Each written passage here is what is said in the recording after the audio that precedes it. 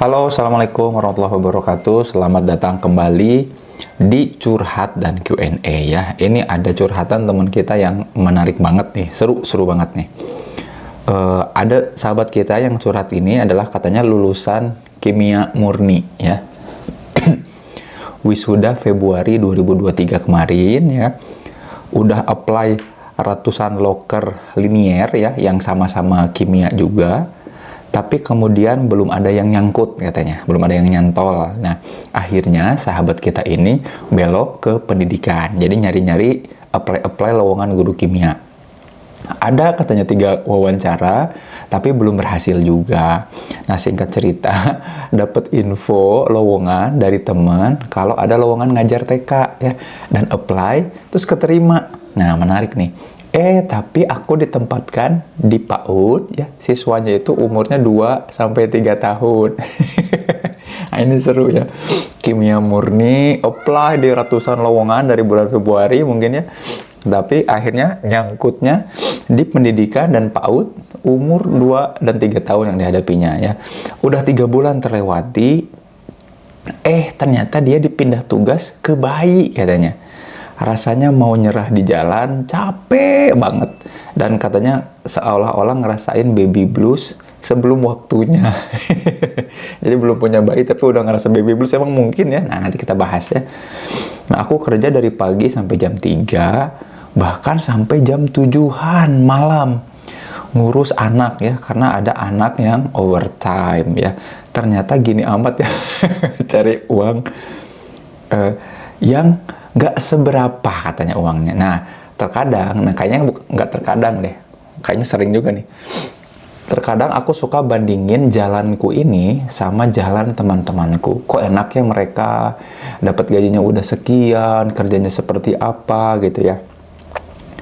Terus ya aku kok cuma segini-gini aja gitu. Nah, ini terima kasih nih sahabat kita yang keren banget. Tapi menariknya gini teman-teman ya.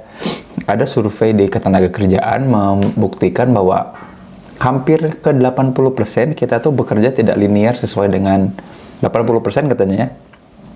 Kita tuh kalau kerja nggak sesuai dengan lulusan kuliah kita ya, bidang lulusan kita. Makanya kan sekarang katanya gimana caranya kampus itu supaya bisa diserap ke pasar kerja ya. Nah, ini debatnya lumayan panjang. Tapi intinya begini teman-teman ya. Makanya sekolah itu bekal kita. Sekolah itu sebetulnya bekal kita untuk jadi solusi apa nanti. Kita tuh belajar bukan pengetahuan, tapi juga belajar keterampilan pemecahan masalah atau problem solving. Nah, banyak orang yang kemudian lulusan kuliah juga terutama belum siap untuk jadi seseorang yang bisa memecahkan masalah yang ada di sekitarnya. Justru skill itu, kemampuan itu yang diharapkan dari lingkungan sekitar kita ya. Apakah kita sebagai orang yang katanya berpendidikan mampu nggak menyelesaikan permasalahan sederhana yang ada di lingkungan sekitar kita gitu ya.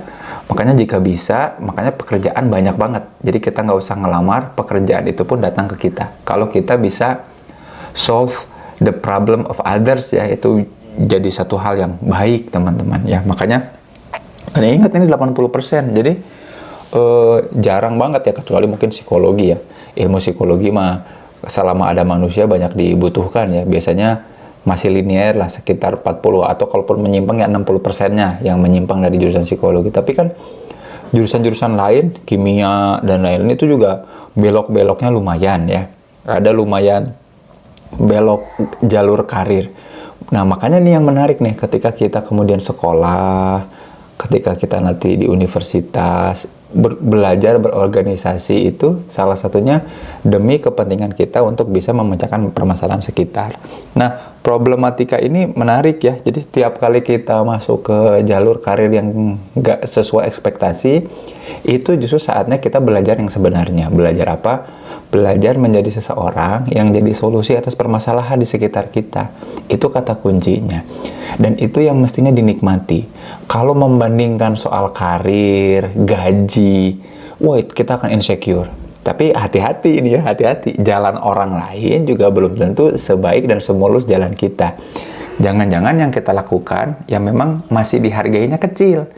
tapi kemudian dapat keberkahan dan dihindarkan dari hal-hal yang, dan dijauhkan dari hal-hal yang mara bahaya atau bala, itu juga penting ya.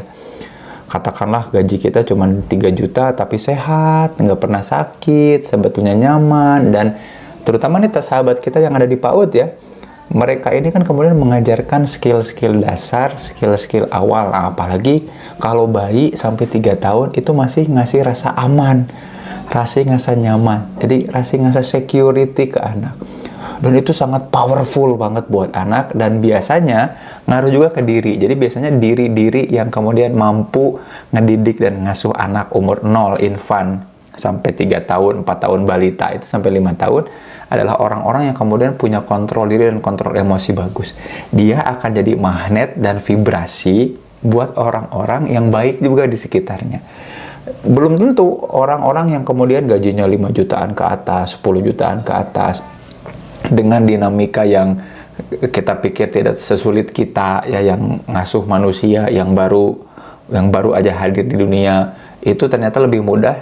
Ternyata nggak kayak gitu juga. Bisa jadi kompleksitas mereka justru orang-orang yang kemudian jalur-jalurnya linear itu mudah burn out, mudah ngerasa hampa sama kehidupannya, mudah terdistraksi dari hal-hal yang esensi dan penting dalam kehidupannya. Makanya walaupun gajinya puluhan juta, jangan disangka mereka bahagia. Yang paling butuh healing, yang mudah sekali rentan stres, terkena depresi, adalah orang-orang yang justru apa? Gajinya gede-gede dan kompleksitasnya terlalu mudah.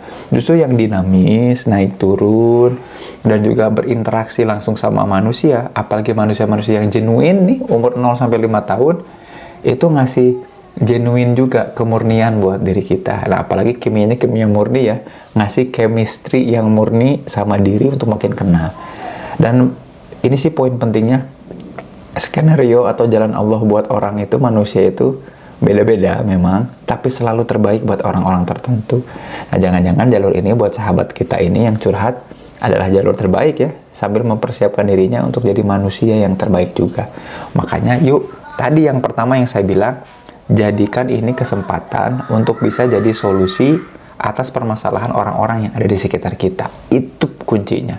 Soal gaji dan lain-lain itu akan mengikuti, insya Allah. Mudah-mudahan jadi keberkahan kehidupan ya. Buat teman-teman yang kemudian ngerasa, tapi kok aku tetap nggak bahagia, tapi aku kok tetap galau, aku gelisah, padahal hidup aku enak sih, tapi kok aku nggak bahagia juga, gelisah dan resah. Ikut yuk nanti tanggal 18 November ada workshop yang saya bikin di Bandung offline untuk menterapi diri kita, self therapy dan self healing, namanya Inner Peace ya, untuk mencapai kemurnian kedamaian diri ya. Tanggal 18 November daftar di Sintesa Wellness ya. Kalau teman-teman mau curhat, DM aja ke Instagram ini ya. Makasih, sampai jumpa di video selanjutnya.